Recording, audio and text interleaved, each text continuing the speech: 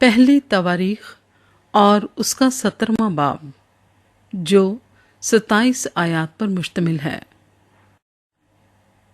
ناتن کا پیغام داؤد کے نام۔ اور جب داؤد اپنے محل میں رہنے لگا تو اس نے ناتن نبی سے کہا، میں تو دیودار کے محل میں رہتا ہوں، پر خداوند کے عہد کا صندوق خیمے میں ہے۔ ناتن نے داؤد سے کہا کہ جو کچھ تیرے دل میں ہے سو کر، کیونکہ خداوند تیرے ساتھ ہے۔ اور اسی رات ایسا ہوا کہ خدا کا کلام ناتن پر نازل ہوا کہ جا کر میرے بندے داؤد سے کہہ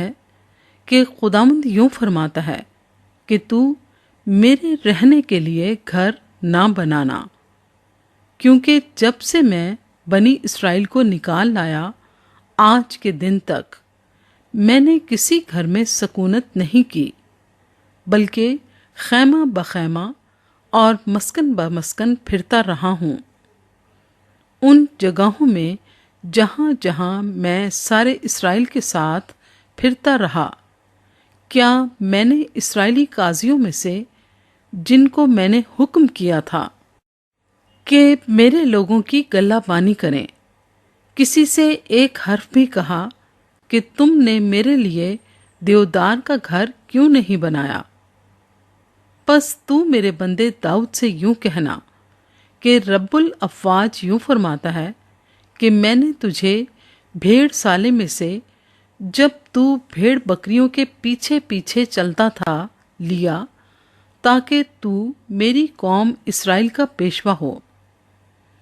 اور جہاں کہیں تو گیا میں تیرے ساتھ رہا، اور تیرے سب دشمنوں کو تیرے سامنے سے کاٹ ڈالا ہے، اور میں روئے زمین کے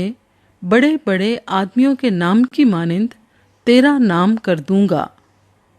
اور میں اپنی قوم اسرائیل کے لیے ایک جگہ ٹھہراؤں گا اور ان کو قائم کر دوں گا،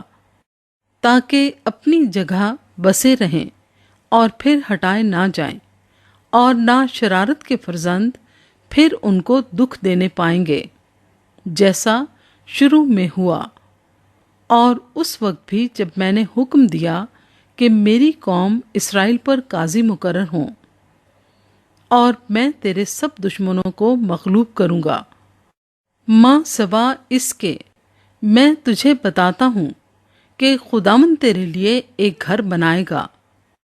اور جب تیرے دن پورے ہو جائیں گے تاکہ تو اپنے باپ دادا کے ساتھ مل جانے کو چلا جائے، تو میں تیرے بعد تیری نسل کو تیرے بیٹوں میں سے برپا کروں گا اور اس کی سلطنت کو قائم کروں گا۔ وہ میرے لیے گھر بنائے گا اور میں اس کا تخت ہمیشہ کے لیے قائم کروں گا۔ میں اس کا باپ ہوں گا اور وہ میرا بیٹا ہوگا، اور میں اپنی شفقت اس پر سے نہیں ہٹاؤں گا، جیسے میں نے اس پر سے جو تجھ سے پہلے تھا ہٹا لی، بلکہ میں اس کو اپنے گھر میں اور اپنی مملکت میں ابد تک قائم رکھوں گا، اور اس کا تخت ابد تک ثابت رہے گا۔ سو ناتن نے ان سب باتوں اور اس ساری رویا کے مطابق ایسا ہی داؤد سے کہا۔ داؤد کی شکر گزاری کی دعا۔ تب داؤد بادشاہ اندر جا کر خداوند کے حضور بیٹھا اور کہنے لگا، آئے خداوند خدا، میں کون ہوں اور میرا گھرانہ کیا ہے کہ تو نے مجھ کو یہاں تک پہنچایا، اور یہ آئے خدا تیری نظر میں چھوٹی بات تھی، بلکہ تو نے تو اپنے بندے کے گھر کے حق میں آئندہ بہت دنوں کا ذکر کیا ہے، اور تو نے آئے خداوند خدا مجھے ایسا مانا کہ گویا میں بڑا منزلت والا آدمی ہوں۔ بھلا داؤد تجھ سے اس اکرام کی نسبت جو تیرے خادم کا ہوا اور کیا کہے، کیونکہ تو اپنے بندے کو جانتا ہے۔ اے خداوند،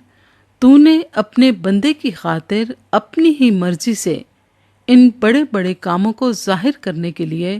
اتنی بڑی بات کی۔ اے خداوند، کوئی تیری مانند نہیں، اور تیرے سوا، جیسے ہم نے اپنے کانوں سے سنا ہے، اور کوئی خدا نہیں۔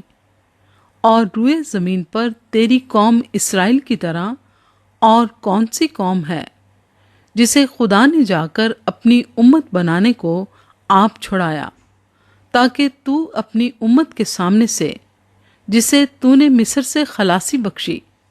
قوموں کو دور کر کے بڑے اور مہیب کاموں سے اپنا نام کرے، کیونکہ تو نے اپنی قوم اسرائیل کو ہمیشہ کے لیے اپنی قوم ٹھہرایا ہے، اور تو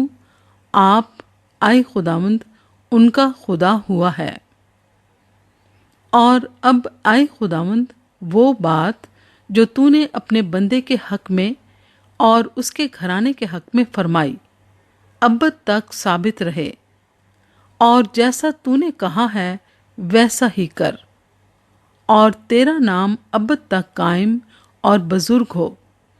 تاکہ کہا جائے کہ رب الافواج اسرائیل کا خدا ہے، بلکہ وہ اسرائیل ہی کے لیے خدا ہے۔ اور تیرے بندے داؤد کا گھرانہ تیرے حضور قائم رہے، کیونکہ تو نے، اے میرے خدا، اپنے بندے پر ظاہر کیا ہے کہ تو اس کے لیے ایک گھر بنائے گا، سو تیرے بندے کو تیرے حضور دعا کرنے کا حوصلہ ہوا۔ اور اے خداوند، تو ہی خدا ہے، اور تو نے اپنے بندے سے اس بھلائی کا وعدہ کیا، اور تجھے پسند آیا کہ تو اپنے بندے کے گھرانے کو برکت بخشے، تاکہ وہ ابد تک تیرے حضور پائیدار رہے، کیونکہ تو، اے خداوند، برکت دے چکا ہے، سو وہ ابد تک مبارک ہے۔